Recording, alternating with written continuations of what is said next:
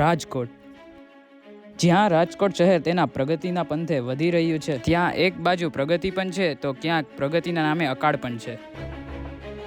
તે અકાળનો નાશ કરવા ઘણા ફાઉન્ડેશન ખૂબ જ મહેનત કરી રહ્યા છે. તેમાંનું એક ફાઉન્ડેશન છે આવ્યામ ફાઉન્ડેશન. તો ચાલો આપણે આવ્યામ વિશે થોડું સમજીએ અને જાણીએ. મારું નામ બામટા ચારમી છે. અવ્યામ ફાઉન્ડેશનના ટ્રસ્ટ સાથે અમે જોડાયેલા છીએ. અવ્યામનો મતલબ છે એક ગણપતિનું નામ and wealth of God Ganesh, અને જે ગુડલકનું સાઇન છે એના નામથી જ અમે અમારા ટ્રસ્ટની શરૂઆત કરી છે.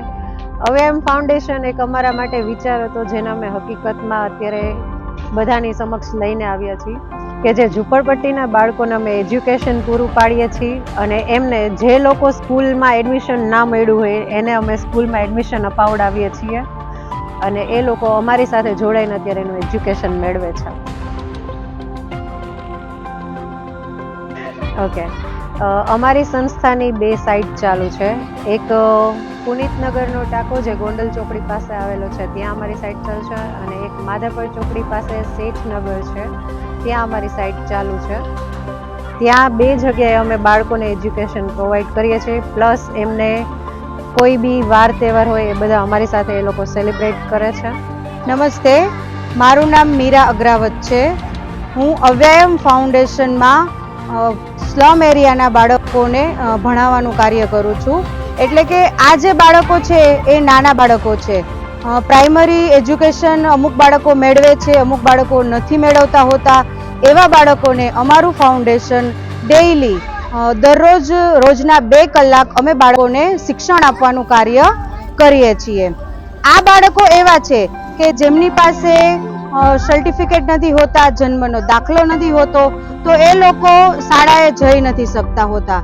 તો એવા બાળકોને અમે રોજિંદા અહીંયા 2 કલાક પ્રાથમિક શિક્ષણ, બેઝિક પાયાનું શિક્ષણ, કફા બારાક્ષરી, 100 એકડા, સામાન્ય વાંચન લેખન કરી શકે એટલું શિક્ષણ કાર્ય અમે ડેઈલી અહીંયા આપતા હોઈએ છીએ. મારું નામ અનિતા. મીરા ટીચરે અમારા સારું નિસાર બનાવ્યું છે, છોકરાને સ્કૂલે ભણાવવાનું. મારું નામ નૈમિષ ત્રિવેદી છે, અને અવ્યામ ફાઉન્ડેશન તરીકે એક સંસ્થા આપણે એક રન કરેલી છે, જેમાં એજ્યુકેશન ઉપર આપણે વર્ક કરીએ છીએ. બાળકો જે રોડ ઉપર, સિગ્નલ ઉપર જે ભીખ માંગતા હોય, બોલપેનનું વેચતા હોય, કોઈ અન્ય છે કે જેના મા બાપ નથી, કોઈ એવી પરિસ્થિતિ ના છે કે જેનું કોઈ આગળ પાછળ છે જ નહીં, એ લોકોને આપણે એક અવેરનેસ તરીકે આપણે એક જનરલ નોલેજ કે પ્રમાણેનું એક આપણે એજ્યુકેશન એ લોકોને આપીએ છીએ, કે જ્યાંથી એ લોકો પોતે એજ્યુકેશન લે, અને પ્લસ કે આપણે એને સ્કૂલ તરફ એક આગળ વધારીએ છીએ. અને એના જે ડોક્યુમેન્ટ છે, જેમ કે આધાર કાર્ડ છે, કોઈનો જન્મનો દાખલો નથી, કેવી રીતના જે બેઝિક જેના ડોક્યુમેન્ટ છે એ આપણે એના ઊભા કરીને સ્કૂલ તરફ એને આગળ વધારીએ છીએ. જેમાં ડેઇલીની એક્ટિવિટી છે કે ડેઇલીમાં આ લોકોને ભણાવવામાં આવે છે, અને ભણાવ્યા બાદ આ લોકોને એક ભોજન પોતાને આપવામાં આવે છે. કરાવી દે છે, ખાતું નો છોકરાને સ્કૂલમાં એડમિશન કરાવી દે છે. કાંઈ દાખલો ન હોય તો દાખલો કઢાવી આપે છે. આધાર કાર્ડમાં કાંઈ પુરાવો ન હોય તો આ નૈમિષ સાહેબ ને મીરાબેન આધાર કાર્ડ કઢાવી દે છે. ઓકે, અવ્યામ ફાઉન્ડેશનની શરૂઆત અમે લોકોએ ડિસેમ્બર 2021માં કરેલી છે. અમે એની ફર્સ્ટ સાઇટ ચાલુ કરી હતી માધાપર ચોકડીએ. ત્યાં અમે શેઠનગર પાસે છોકરાઓને એજ્યુકેશન આપીએ છીએ. અમે ભણાવે છે ને અહીંયા, તો બધી સહાયતા દે છે. એ અમને દવાખાનામાં ભેરા રહે છે, પછી અહીંયા નાસ્તો પાણી કરાવવા આવે છે. પણ ત્યારે અમે ફોન કરીએ, સકળોતના આવે છે, પછી અહીંયા શું કહે ધૂળેટી કરવા આવે છે, પછી અહીંયા ભારત માતાનો ઝંડો ચડાવ્યો ત્યાં આવે છે. ઝૂંપડપટ્ટી એરિયા છે, તો એ લોકોની મહિલાઓને સેનિટેશનથી અને સ્વચ્છતા શું છે, પીરિયડ સમયની અંદર સ્વચ્છતા કેટલી જરૂરી છે, એ તમામ બાબતોની માહિતી અમે સેમિનાર દ્વારા આપતા હોઈએ છીએ. અને એ ઉપરાંત અમે એ મહિલાઓ માટે સેનેટરી પેડનું પણ અવારનવાર વિતરણ કરાવતા હોઈએ છીએ. દવાખાનામાં કોઈ દાદ નથી દેતા હતા, પછી દવાખાનામાં આવીને એમને કાગળિયા કરાવ્યા, દાખલ કરાવી. મને દવાખાનામાં દાખલ કરી હતી. સરકારીમાં ગયા હતા અમે, સરકારી સિવિલમાંથી અહીંયા આવ્યા, અને પછી 4મી મેમને અમે ફોન કર્યો હતો. 4મી મેમ અમારા ભેગા આવ્યા હતા, અને 4મી મેમે અમને પ્રાઇવેટમાં દવાખાના દાખલ કરવાનું કીધું હતું. ત્યાં લઈ ગયા હતા, ત્યાં અમને મદદ કરી હતી. 4મી મેમ ખૂબ અમારી ભેગા હતા. મારું નામ હેતલ છે, હું શેઠનગરમાં રહું છું. અમે કિચનનો ધંધો કરીએ. અમે પેલી બાજુ આ બાજુ આવતા રહ્યા ને 4મી teacher Meera teacher Divya teacher અમને અહીંયા ભણાવતા હતી.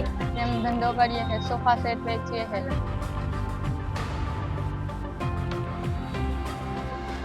નાની મોટી એક્ટિવિટી કરાવીએ છીએ, રમતગમત કરાવીએ છીએ.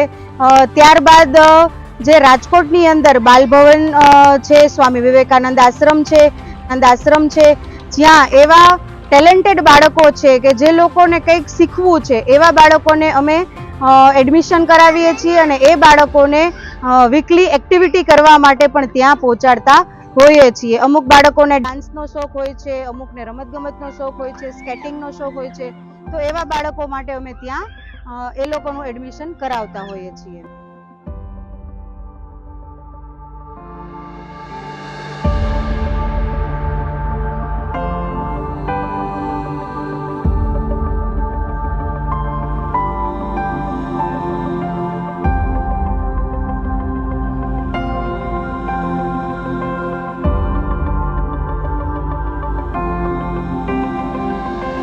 હાલના સમયમાં અમે એક સ્ટે હોમ ઊભું કરેલું છે કે જે આ બાળકોના કોઈ માતા પિતા નથી, કોઈના પપ્પા ગુજરી ગયા હોય કે અનાથ બાળક છે, એવા બાળકો માટે અમે બાળકને રહેવાની વ્યવસ્થા, જમવાની વ્યવસ્થા અને સાથે સરકારી સ્કૂલની અંદર એડમિશન કરાવીએ છીએ કે જેથી કરીને પોતાનું શિક્ષણ કાર્ય આગળ ચલાવી શકે.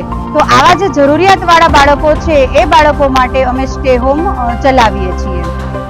ભવિષ્યની અંદર અમારો વિચાર એનજીઓનો એવો છે કે આ જે બાળકો છે એમના માટે અમે એક શિક્ષણ માટેની વ્યવસ્થા ઊભી કરીએ કે જ્યાં એ બાળકો આરામથી રહી શકે, પોતાની સુવિધાઓ લઈ શકે અને સાથે સાથે ફ્રીમાં શિક્ષણ પણ પ્રાપ્ત કરી શકે. અમારા એનજીઓના માધ્યમ દ્વારા અમે સમાજમાં એ સંદેશો આપવા માંગીએ છીએ કે આ જે લોકો છે સ્લમ એરિયાના, ઝૂંપડપટ્ટીના, જે શિક્ષણથી વંચિત છે એ લોકો પણ થોડું શિક્ષણ પ્રાપ્ત કરે. એ ઉપરાંત જે મજૂરી કરે છે એ લોકો સામાન્ય જિંદગી જીવતા થાય એ રીતે અમારો પ્રયાસ રહેતો હોય છે.